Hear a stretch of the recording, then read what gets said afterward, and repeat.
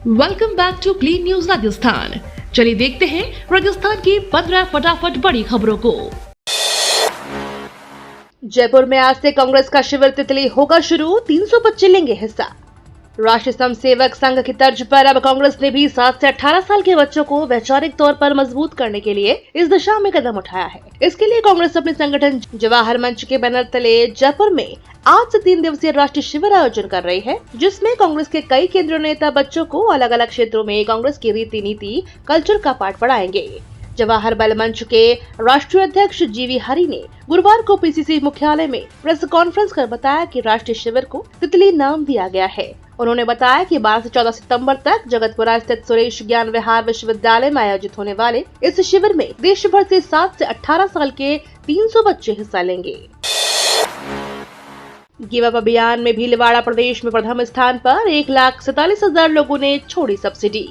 खाद्य और नागरिक आपूर्ति विभाग की ओर से प्रदेश भर में गिव अप अभियान चलाया जा रहा है। भीलवाड़ा जिले में 1,47,000 लोगों ने गिव अप अभियान के तहत स्वेच्छा से खाद्य सुरक्षा अभियान से गिव अप किया है। इसके कारण भीलवाड़ा प्रदेश भर में पहले पायदान पर है। इस अभियान को 31 अक्टूबर तक चलाया जाएगा। भीलवाड़ा जिला कलेक्टर जसमीत सिंह संधू ने कहा कि भारत सरकार और राजस्थान सरकार की ओर से प्रदेश भर में 31 अक्टूबर तक गिव अप अभियान चलाया जा रहा है। इस अभियान की सफलता में भीलवाड़ा प्रदेश में पहले पायदान पर है। भीलवाड़ा जिले में 1,47,000 लोग NFSA की सूची में थे जो नाम हटे हैं, जिससे नए पात्र नाम जोड़ने की कवायद शुरू हुई है। राजस्थान में वन कर्मियों को बड़ी सौगात, वन शहीदों के परिवार को अब मिलेंगे 1 करोड़ रुपए। हर जिले में बनेगा शहीद स्मारक।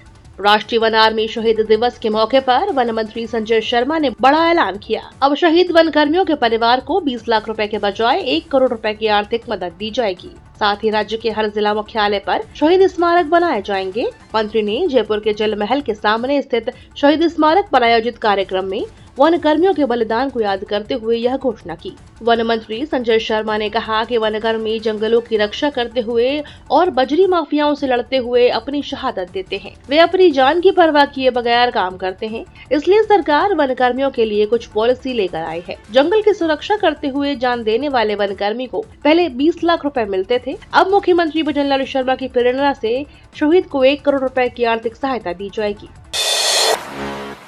जयपुर में जल्द दिखेंगी हॉप ऑन हॉप ऑफ बस। लंदन में बसों पर चढ़ा राजस्थान का रंग। राजस्थान के पर्यटकों के लिए विशेष बसें चलाने की तैयारी हो रही है, जो पर्यटक स्थलों के चक्कर लगाएगी। विदेशों में चलने वाली हॉप ऑन हॉप ऑफ बसों के समान पर्यटक इन बसों से उन स्थानों पर भी उतर सकेंगे और उन्हीं से वापस भी आ सकेंगे। राजस्थान की उप मुख्यमंत्री दिया कुमारी ने बुधवार 10 सितम्बर को जयपुर के फ्लिक्स बस कंपनी की बसों के माध्यम से राजस्थान की विरासत को दर्शाने वाले विशेष अभियान का शुभारंभ करते हुए यह जानकारी दी। बदलेगा जयपुर के 2 रेलवे स्टेशनों का नाम, रेल मंत्री अश्विनी वैष्णव ने बताया नाम। केंद्र सरकार ने रेल मंत्री अश्विनी वैष्णव गुरुवार को जयपुर पहुंचे थे, जहां वह कार्यक्रम में हिस्सा लेने पहुंचे।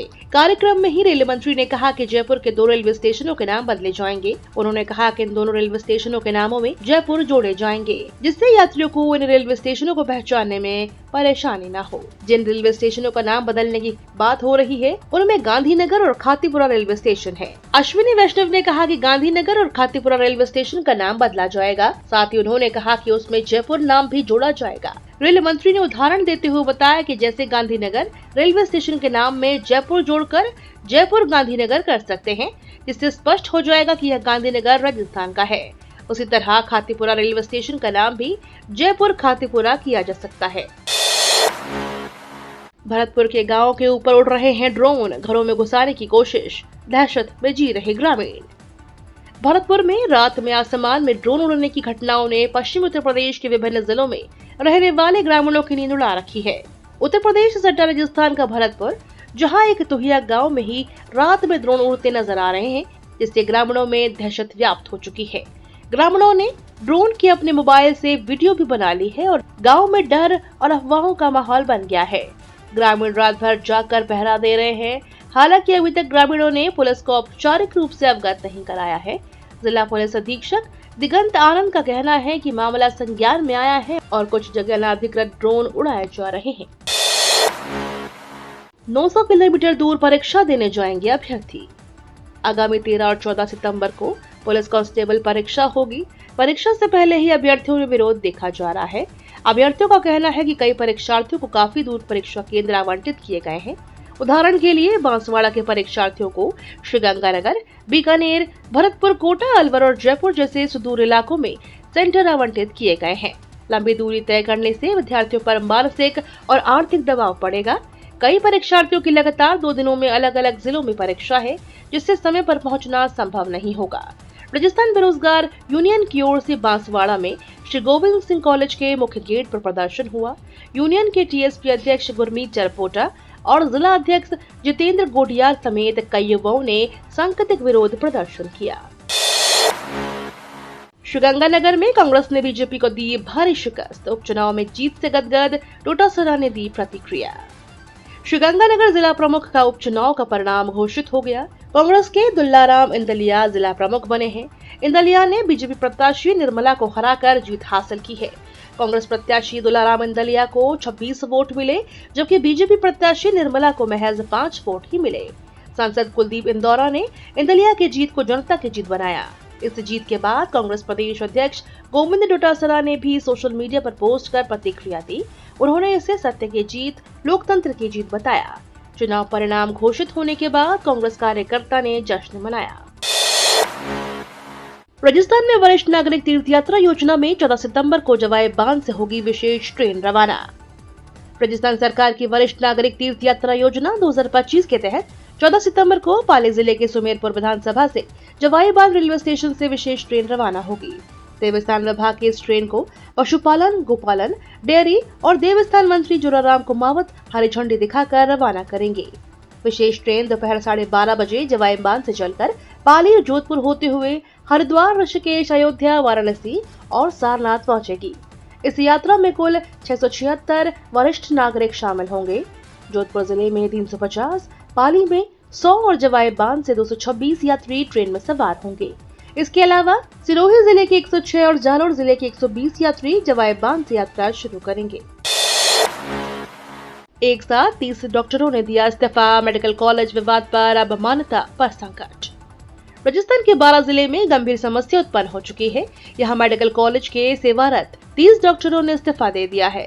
यहाँ जिला अस्पताल में राजमेंस और सेवारत चिकित्सकों के बीच चल रहा विवाद अब गंभीर मोड़ पर पहुंच गया है।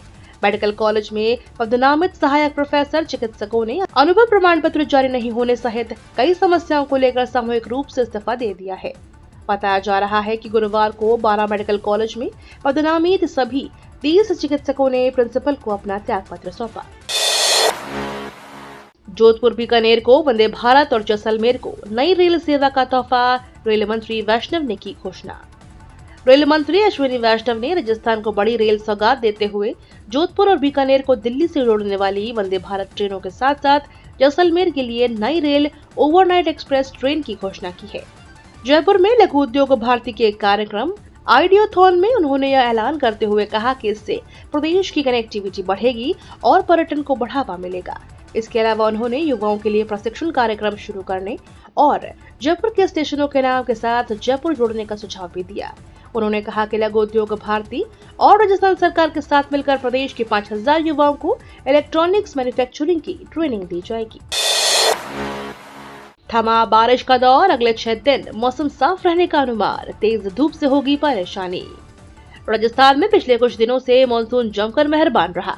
यहाँ औसत से करीब 300 मिलीमीटर ज्यादा बारिश हुई। हालात कुछ ऐसे हैं कि कई इलाकों में बारिश का दौर थमे 3 से 4 दिन बीत चुके हैं, लेकिन निचले इलाकों में अब भी जल भराव की समस्या जस की तस बनी हुई है।